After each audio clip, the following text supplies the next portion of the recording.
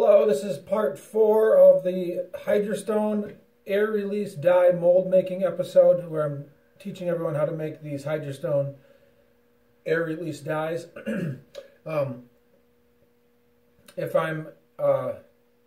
you're a little confused, part 3 I was wearing a black shirt. Well, actually that was yesterday, so I ran out of time last night, so I'm going to do this part 4 and part 5 tonight.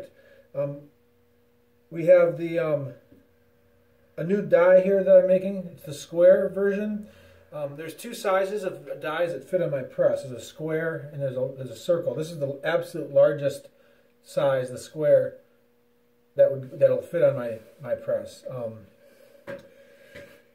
We can make larger wooden ones that we can press with my hands, but that don't even go on the press at all. But that'll be a whole nother episode, whole nother series that I'll have to do to show how I make those.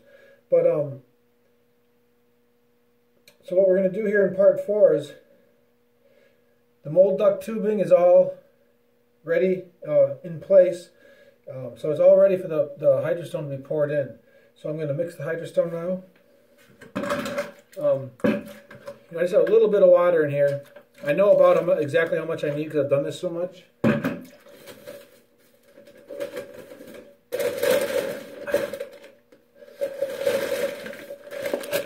So Hydrostone comes in 50-pound bags like this. Hydrostone. I think there's Hydrocal, there's other versions. I'm not sure what those are exactly for, but Hydrostone is what I have always used, and it obviously works real well. Now there's all different ways of measuring this. You can mark your bucket, you can just guess, you can measure it out and pour water in and weigh out the Hydrostone.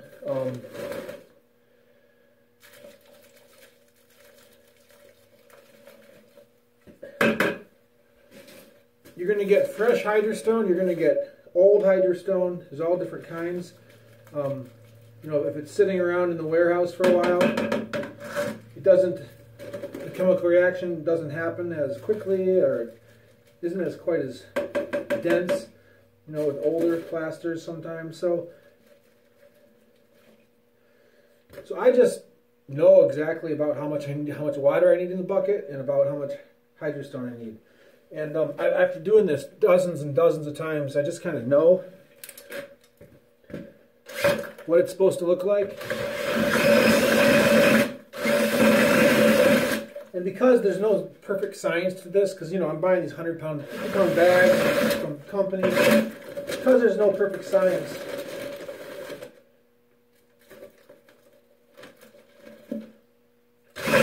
the fact that I do it this way gives me so many different variations. Every time it's a little bit different. So my philosophy is I get a better spectrum, a better chance that I'm just kind of randomly mixing up these batches. Because it matters. It really does matter when you start doing this. Sometimes the plaster is really dense. Sometimes it's less dense.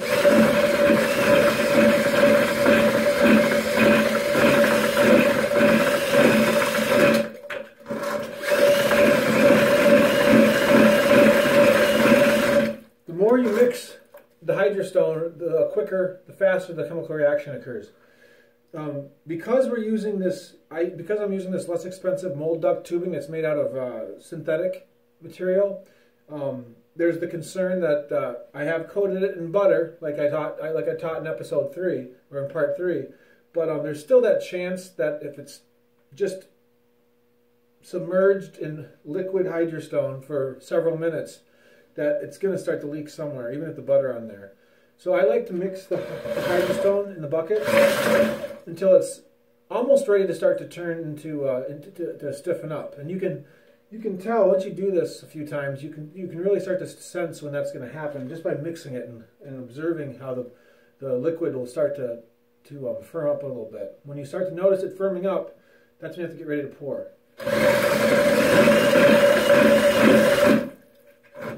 looking at it right now, and after doing this dozens of times,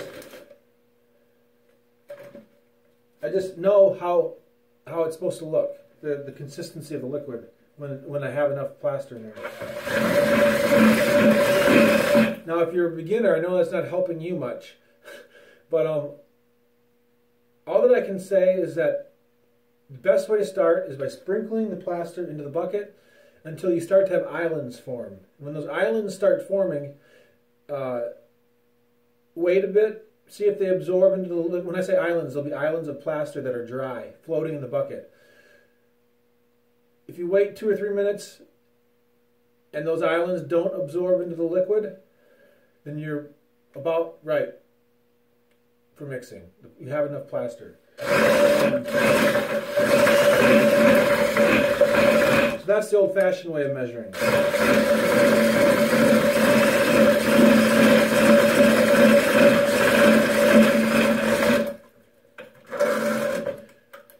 This isn't a perfect science. It's not the end of the world if your mixture is not as dense as it's supposed to be, or if you have a little extra plaster or a little less plaster than what you are supposed to have.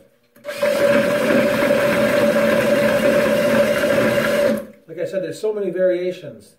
There's so many possibilities because each bag of Hydrostone, each time you order a couple bags,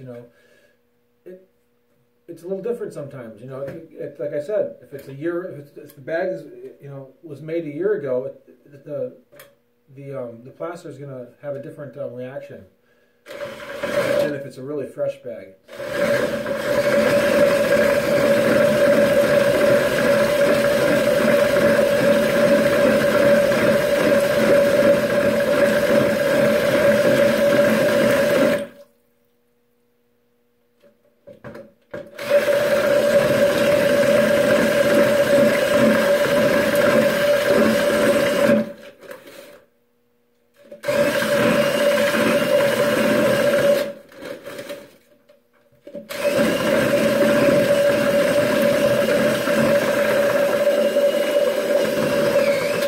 So what I'm looking for is kind of a consistency between honey and maple syrup, kind of in the middle there, where it's not as thick as honey, but it's not as liquid as maple syrup.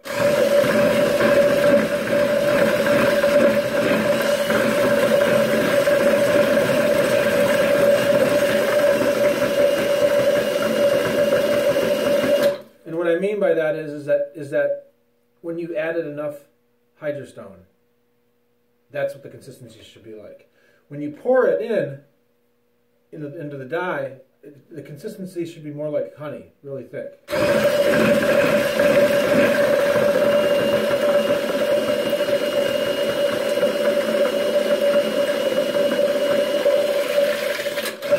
So I'm really churning up those molecules right now, getting that chemical reaction going. Like I said, once it really starts to kick in, the chemical reaction in the plaster, it doesn't take long and this will harden up.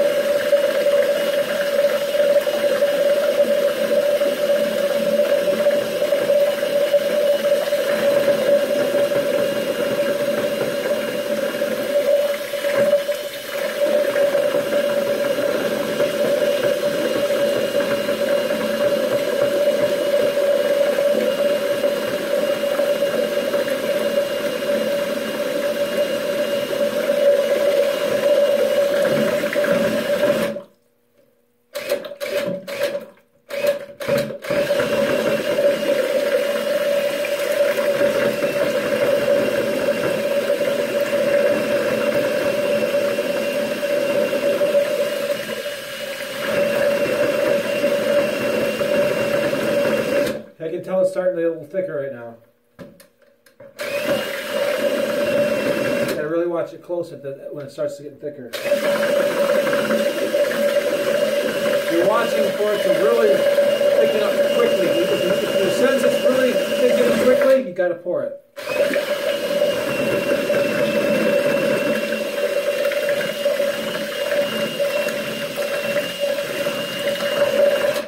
As I was saying, if we were using the cotton mold duct tubing, we could pour this right now. We could pour this very soon after I mixed it. We wouldn't have had to have waited so long mixing. The cotton mold duct tubing does not leak like this does. I put butter on it, but it's still not as safe as the cotton. No. I'm an expert, so I'm confident this is going to work. I've done it many times.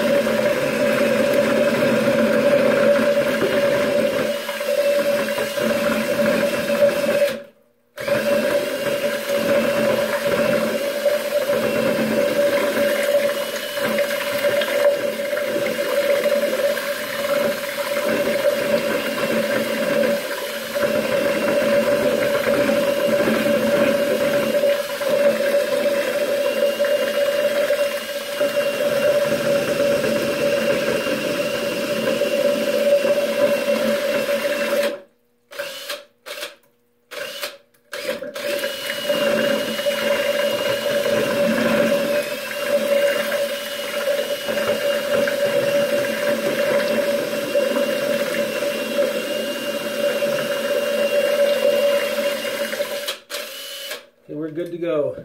We gotta go fast. When you pour it, you'll also notice that it turns into like syrup. You can see here, and it also kind of clumps out when it's hardening. So it's right in the process of hardening. So this is perfect for pouring it on this synthetic mold duct tubing. This is exactly when you want to be pouring it, when it's hardening, right as I'm pouring this out. But like I said, you gotta be good. You gotta have experience to know when that perfect moment is, when it's hardening, like it is right now. So you see, it's just fluid enough where I can bounce it level. What I'm doing is I'm just bouncing my fingers on the surface, and that's leveling it. It's a lot like if you've ever played when you were a kid. If you ever put cornstarch in water, it's a lot like that. The consistency of this. All right. So now, what we have to do is we have to wait for this to harden. In about 5 minutes or 10 minutes, you take your fingernail and you kind of scrape on the surface, and if you can leave a mark with your fingernail, it's not ready yet. So as soon as this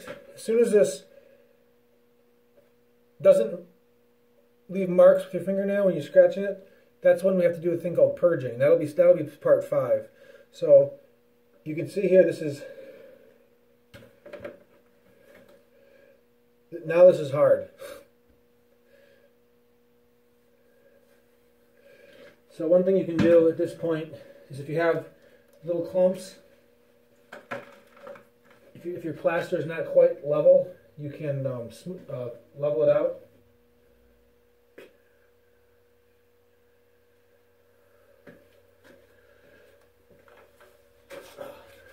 any kind of flat stick or something, you just put it on the surface. You just drag it across, and that'll level it out. So, all right. So I'd say about 5 minutes, and this will be ready to purge.